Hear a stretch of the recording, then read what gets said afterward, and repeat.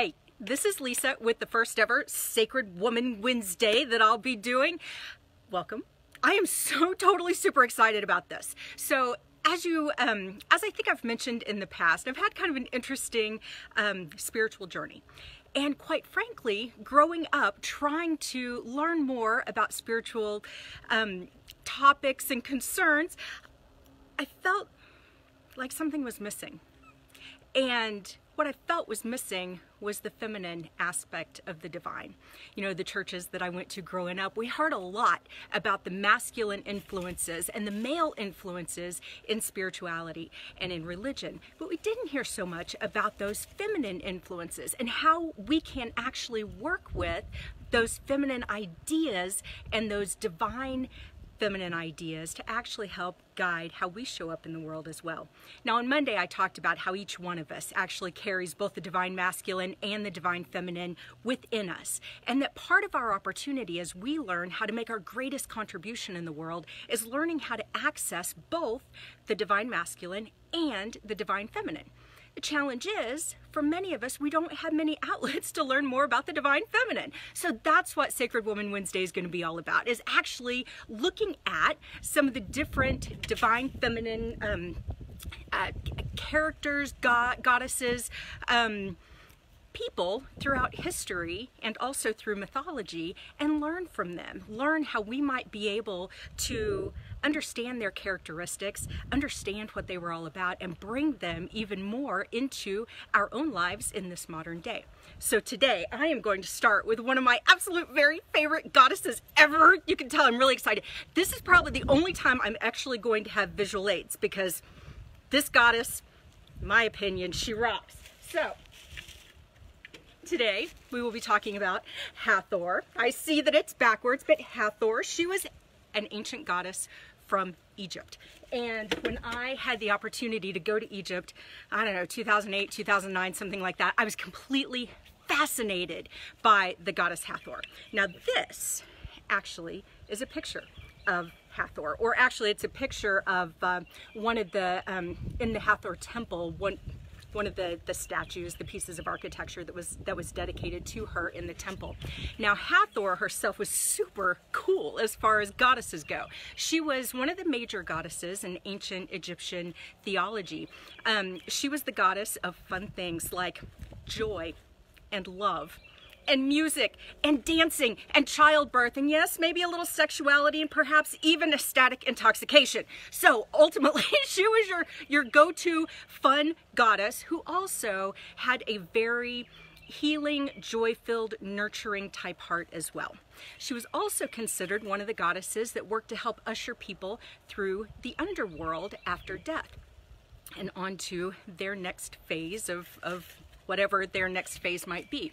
Now, you'll notice Hathor, you can tell here, she was actually, a lot of the deities in ancient Egypt were depicted with some kind of animal head. Well, she was the cow-headed goddess, and you can see her little cow-shaped ears right here. She had rockin' hair, for one thing. Hathor was kind of known for her great hair, but also her cute little cow ears. But if you ever see like an ancient Egyptian depiction of a cow goddess, or a cow even, that was Hathor. She was affiliated with the Milky Way and kind of the heavens, and was seen as being such a nurturing influence that even the idea of mother's milk being connected back to Hathor.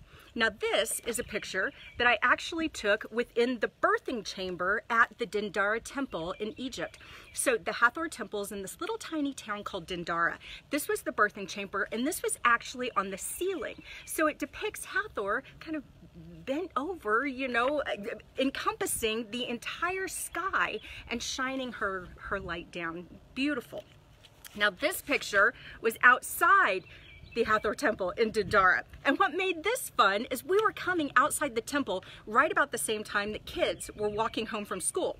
And my friend Nicole, if you're out there, hey, Nicole and I are out there, and we see the kids and we start going, hey, ho, and they start dancing and laughing and hey-hoing with us. Because I think we were inspired by just the joy and the dancing and fun that Hathor inspires in life too. So this is Hathor. You see, even I got some Hathor earrings going on here with her cute little cow ears. Even the necklace has some Hathor going on. She wore something called a manat, which was a large beaded necklace around her neck that actually, when she would dance and shake it, it would actually make its own noise. She had a rattle called a cistern, and that was one of the musical instruments that she was known for as well. Hathor, incredible goddess. If you ever have an opportunity or an interest to go look up and learn more about ancient Egyptian goddesses, Hathor was super cool. Now, Hathor's also affiliated with Sekhmet, which is the lioness-headed goddess that you see surrounding her right here. It's almost like Hathor's alter ego. And so I'm going to talk more about Sekhmet next week because she was super cool in her own right. You didn't want to screw with Sekhmet because, man, she had a vengeance, you know, kind of streak to her that if you got in her way or got in the way of light, she was going to let you have it, which I personally appreciate that about her.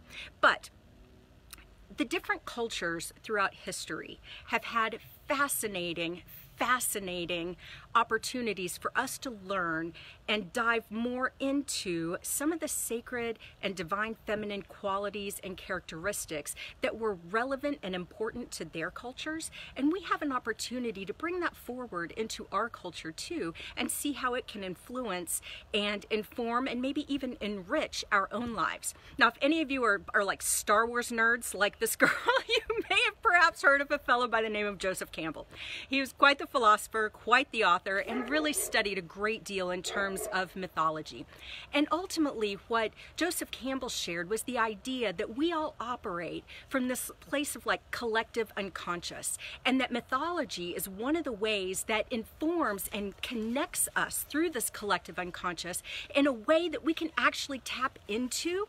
That is why when you look at ancient Greek mythology or ancient Roman mythology or the stories and the ideas of the gods and goddesses from all these different cultures around the world, there's often a great deal of similarities.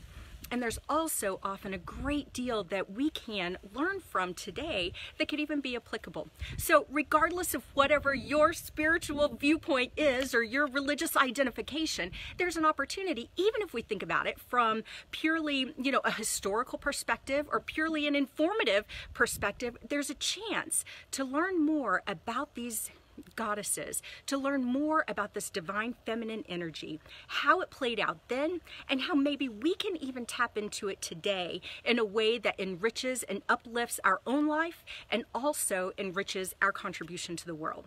So there's our first Sacred Woman Wednesday. Thanks for joining me. Thanks for hopefully learning a bit more about Hathor. She rocked. Go Google her. She was super cool. And next week we'll talk about Sekhmet. Until then, have a great one.